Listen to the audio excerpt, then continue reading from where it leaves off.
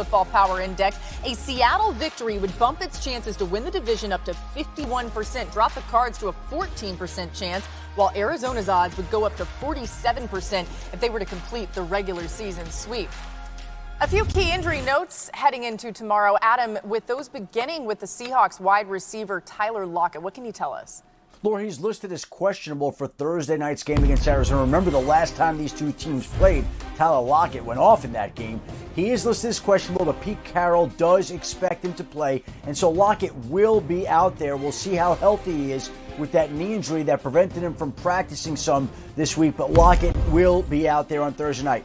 Doesn't look like Chris Carson will be. He is listed as questionable with a foot injury, but I'm told it's unlikely that he's going to play. Now, maybe something could change up until warm-ups, but the Seahawks then would use a combination of Carlos Hyde, Alex Collins. Looks like Carson could use another week at this point in time. And the Arizona Cardinals have lost Corey Peters to a season-ending injury, a knee injury he suffered against Buffalo. Peters had come on, become a fixture in their defensive line, an established leader in the locker room. It'll be a tough loss for an improving Cardinals defense. All right, Marcus, you just heard what Adam had to say about Chris Carson, maybe not back tomorrow night. Alex Collins getting a bigger load there. How big would that be? Man, huge. Listen, Chris Carson, I think, is missed on this team more than people have been paying attention to, especially with his rapport with Russell Wilson on checkdowns. But let me show you his impact on the game. Here you see Russell Wilson and Chris Carson in the backfield. You're going to get the edge pressure from Budda Baker. It's a simple handoff, dive concept to Chris Carson, stretch, he cut it back. You get up the field, you get 8 to 9 yards on this carry. Now watch what the run game does. Again, this is Chris Carson in the backfield.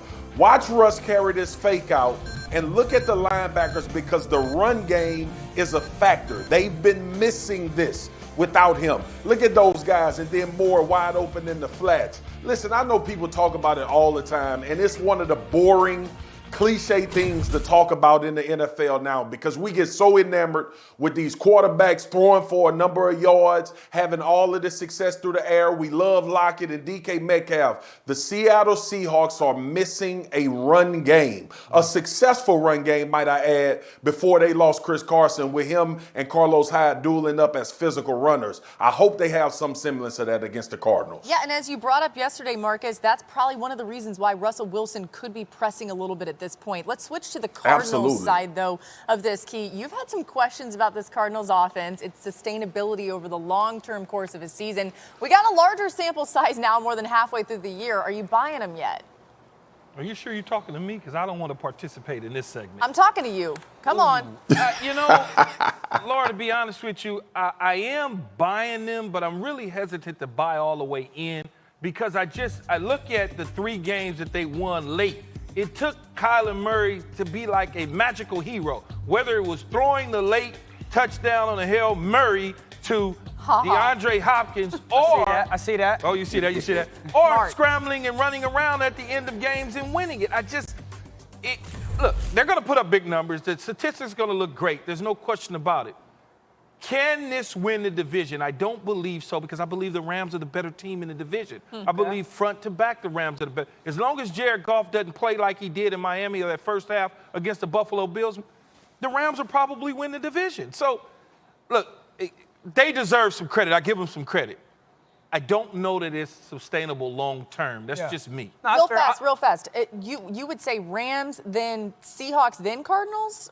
I'll tell you that after tomorrow night's game. Okay, well, I'll tell you that tomorrow. We'll ask you tomorrow. We really will. Go ahead. I'm with you on the Rams. I like them too. But, one of the reasons why, Key, like this offense is so difficult, and you know this, is if you're going to play them in single high safety, one safety in the middle of the field, the challenge is, do you feel good about your corners being one-on-one on the outside with Kirk and Hop and Fitz, right? Whether it's man or cover 3.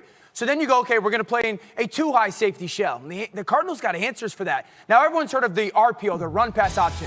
They run some stuff called the pass-run option, a traditional pass concept. Key, you know this one. It's really similar to stick, where Kyler's going to try to throw the ball first, and he's reading that backer. If the backer comes down, man, Larry Fitzgerald's going to be wide open for an easy 6-yard throw. If he goes out and takes the pass or has vision there, this is now going to be a lead draw. It's 5-on-5 on the box. He got vision on that backer right away. Backer puts eyes on Larry Fitzgerald. Man, this is easy money for this offense. 2 high safeties.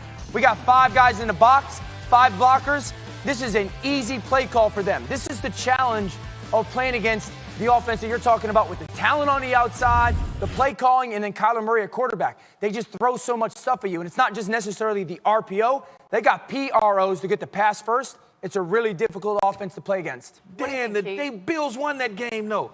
Just stop him from the throw. Don't let him outside. But the Bills I'm with you. The Bills are a good team, though. The Bills are a good team. The Cardinals are a problem. Their defense is getting better, and their offense is constantly throwing stuff at you as a defense. Dan, will you answer my NFC West question? Oh, no, you won't, because we're going to do one more thing before you go. Right. You just got bailed out right there. All right, Marcus, go ahead.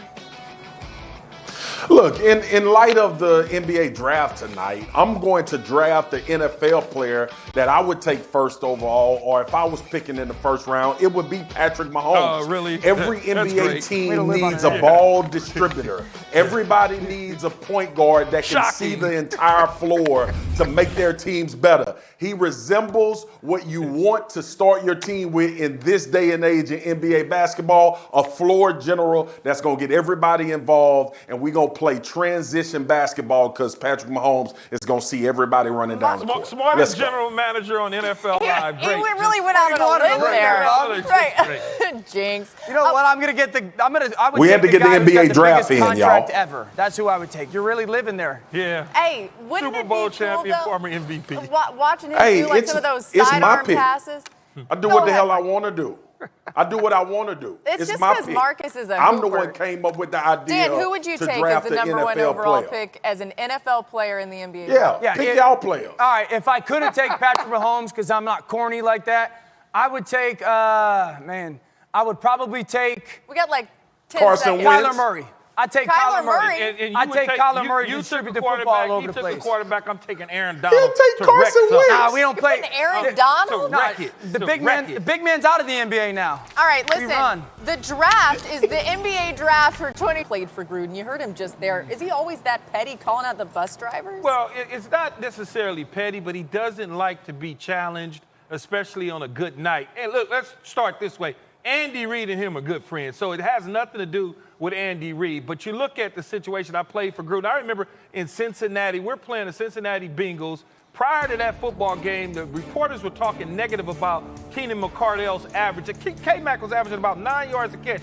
We put a play in just to get K-Mac up, his average up. Gruden goes, we're on the sideline. Gruden, he's screaming and yelling and doing the whole deal. He goes, yeah, blankety, blankety, blank. How y'all feel about that average now? I mean, he's so consumed with those sort of things. And look, he does a good job at figuring it out. That's why, to me, no matter what I feel about him personally in our battles, he is a hell of a coach, man. Yeah, there were a lot of defenders on you on that play, by the way. But anyway, 1975. right? No, that's the footage, man. Come on, Stop. 1975. Boy, don't get me started. You played the same time I played, Listen. just a little later. We're not going to get derailed there because we got more to get to here. Marcus, the Raiders, as I mentioned, did beat the Chiefs early this season. What do you expect on Sunday?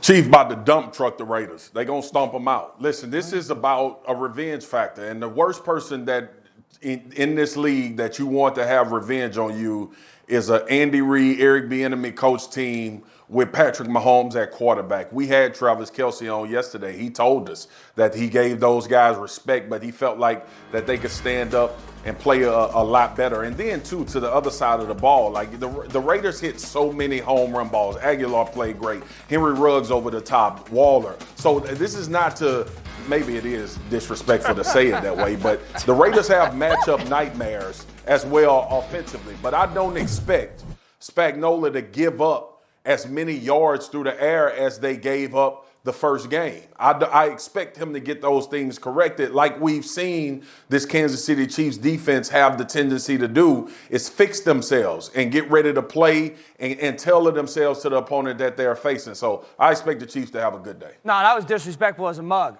That was disrespectful. Well, But it is what it is, dog. you hit on it a little bit. Like if they're going to win the game, they got to take away some of the explosive passes that they did give up in that first meeting, because that was the tail of the game. And how many kind of opportunities the Raiders had to push the ball downfield, and they kept hitting on them. You want to disguise coverage?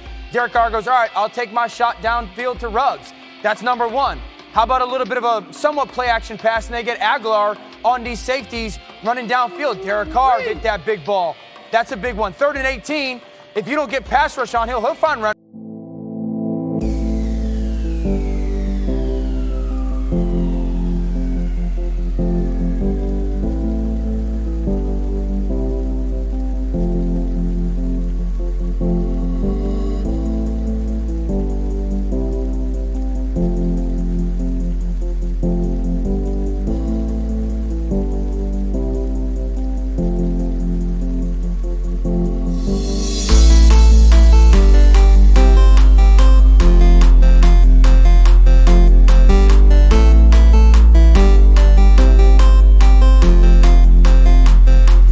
don't just chew up that clock like they did in game one. Time of possession battle, always huge. Let's get Adam Schefter back in here for this. And Adam, the NFL put in some COVID protocols across the league today. What are the changes?